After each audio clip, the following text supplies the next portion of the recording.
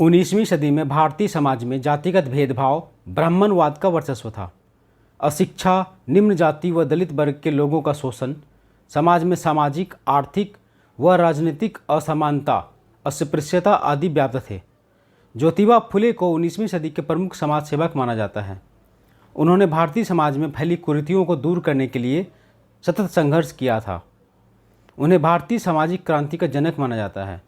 ज्योतिबा फुले महान विचारक, कार्यकर्ता, समाज सुधारक, लेखक, दार्शनिक, संपादक व महान क्रांतिकारी थे।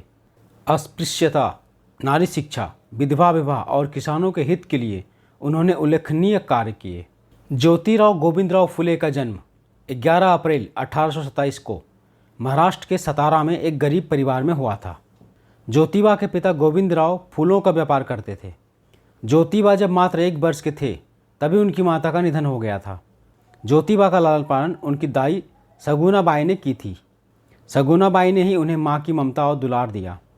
7 वर्ष की आयु में ज्योतिबा को गांव के स्कूल में पढ़ने भेजा गया, क्योंकि महाराष्ट्र की सामाजिक स्थिति के अनुसार यहाँ केवल ब्राह्मणवाद का वर्चस्व था। निम्न जाति के लोगों को शिक्षाएं नहीं दी जाती थी। ज्योतिबा फुले को जातिगत भेदभाव के कारण स्कूल छोड़ना पड़ा। सगुनाबाई ने बालक ज्योतिबा को घर में ही पढ़ने में मदद की। ज्योतिबा पास पड़ोस के बुजुर्गों से विभिन्न विषयों पर चर्चा करते थे। लोग उनकी सूक्ष्म और तर्कसंगत बातों से बहुत प्रभावित होते थे। अरबी फारसी के विद्वान गफ्फार बेग मुंशी एवं फादर लिटिज के सहयोग से उन्होंने अपनी अधूरी शिक्षा पूर्ण की थी। 1840 में ज्योतिबा फुले का विवाह सावित्रीबाई से हुआ था। इनके जीवन में एक बड़ा परिवर्तन तब आया जब इन्हीं के एक ब्राह्मण मित्र द्वारा इनका अपमान किया गया। तब ज्योतिबा फुले को समाज में व्याप्त जाति विभाजन और भेदभाव के बारे में पता चला। इन्होंने समाज में फैली बुराइयों को महसूस किया और इन सब के खिलाफ लड़ने की ठानी। उस समय समाज में लड़कियों एवं महिलाओं की दशा अत्यंत शोचनीय थी। लड़कियों को पढ़ने लिखने की अनुमति नहीं थी। उन्होंने तर्क दिया कि महिलाओं और पिछड़ी जाति की असमानताओं को दूर करने के लिए शिक्षा एक महत्वपूर्ण कारक है। ज्योतिबा को संत महात्माओं की जीवनियाँ पढ़ने में बड़ी रुचि थी।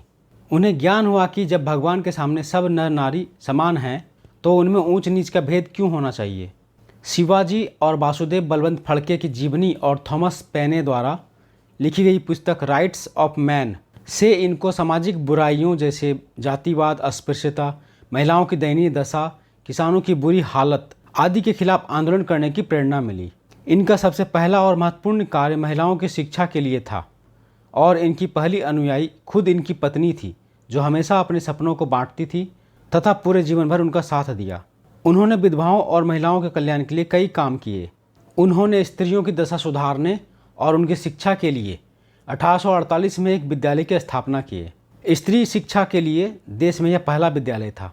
जब लड़कियों को पढ़ाने के लिए अध्यापिका नहीं मिली तो उन्होंने कुछ दिन स्वयं यह काम करके अपनी पत्नी सावित्रीबाई को इस योग्य बना दिया। सावित्रीबाई पढ़ी लिखी नहीं थी। ज्योतिबा फुले ने ही उन्हें शिक्षा दी। उनकी पत्नी सावित्री फुले भारत की प्रथम प्रशिक्षित महिला शिक्षिका बनी। उच्च वर्ग के लोगों ने आरंभ से ही उनके काम में बाधा डालने की चेष्टा की। उनके पिता पर दबाव डालकर पति पत्नी को घर से निकलवा दिया।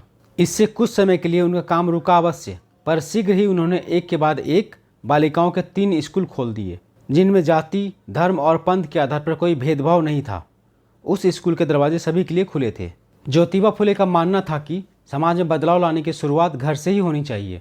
उस समय ऐसा करने की हिम्मत करने वाले वे पहले समाज सुधारक थे।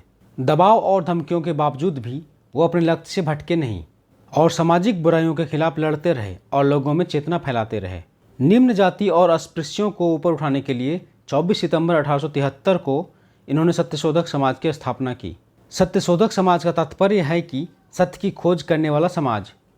ज्योतिबा फुले इसके अध्यक्ष थे तथा उनकी पत्नी सावित्रीबाई फुले महिला विभाग की प्रमुख बनी थी। सत्यशोधक समाज एक ब्राह्मण विरोधी संस्था थी। जब इस संस्था की स्थापना हुई उस समय समाज में सुधारों का प्रयास करने वाले कई संगठन सक्रिय थे, जैसे प्रार्थना समाज, ब्रह्म समाज, आर्य समाज व वेद समाज आदि। सत्यशोधक समाज का मुख्य उद्देश्य था कि किसी के साथ भी जाति, धर्म और लिंग के आधार पर भेदभाव न किया जाए तथा एक समान समाज का निर्माण किया जाए।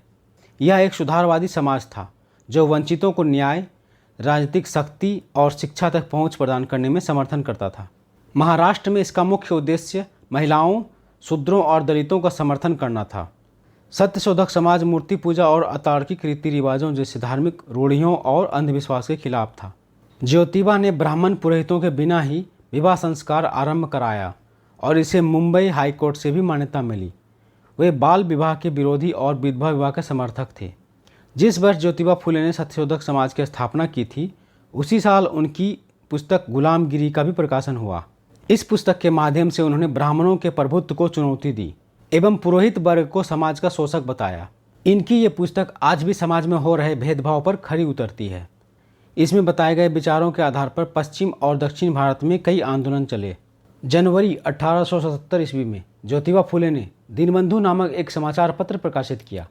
उन्होंने किसानों और श्रमिकों की संतोषजनक स्थिति और उनकी उपयुक्त मांगों के लिए उन्हें एकजुट होकर संघर्ष करने के लिए प्रेरित, शिक्षित और संगठित किया। सत्यशोधक समाज के आंदोलन में दीनबंधु समाचार पत्र ने महत्वपूर्ण भूमिका निभाई। किसानों और श्रमिकों के हितों की रक्षा और सत्यशोधक समाज के प्रचार के लिए दीन मित्र और किसानों का हिमायती नामक समाचार पत्र प्रकाशित किए गए। उनकी समाज सेवा को देखकर 1888 ईस्वी में मुंबई की एक विशाल सभा में उन्हें महात्मा की उपाधि दी गई। ज्योतिबा फुले अपने विचारों एवं कार्यों से पिछड़े वंचित समाज को वर्ण व्यवस्था के भेदभावकारी शोषणकारी चंगुल से आज़ादी के लिए निर्णायक संघर्ष का नेतृत्व किया। उन्होंने जीवन भर पिछड़ी जाति, महिलाओं और दलितों के उद्धार के लिए काम किया था। इस काम में उनकी पत्नी सावित्रीबाई फुले ने भी पूरा योगदान दिया। 28 नवंबर 1890 को ज्योतिबा फुले का निधन हो गया। उनके देहांत के बाद सावित्रीबाई फुले ने सत्यशोधक समाज की बागडोर संभाली। महात्मा फुले की मृत्यु के बाद उनके अनुयायियों ने सत्यशोधक समाज को दूर दूर तक पहुंचाने का काम किया। गांधी जी उन्हें सच्चा महात्मा कहते थे और उन्हें अपना प्रेरणा स्रोत मानते थे। बाबा साहेब आम्बेडकर उनके सामाजिक दर्शन से काफ़ी प्रभावित थे। वे उन्हें भगवान बुद्ध और कबीर दोनों के साथ अपना तीसरा गुरु मानते थे। सत्यशोधक समाज के माध्यम से उन्होंने पिछड़ों को अपने विकास और मार्ग प्रतिष्ठा अर्जित करने का जो रास्ता सालों पहले दिखाया था, वो आज उतना ही जरूरी और प्रासंगिक है। ज्योतिबा फुले के विचार आज भी प्रासंगिक है और राष्ट्र एवं जीवन को प्रभावित करते हैं। आधुनिक भारत महात्मा फुले जैसी क्रांतिकारी विचारक का आभारी है।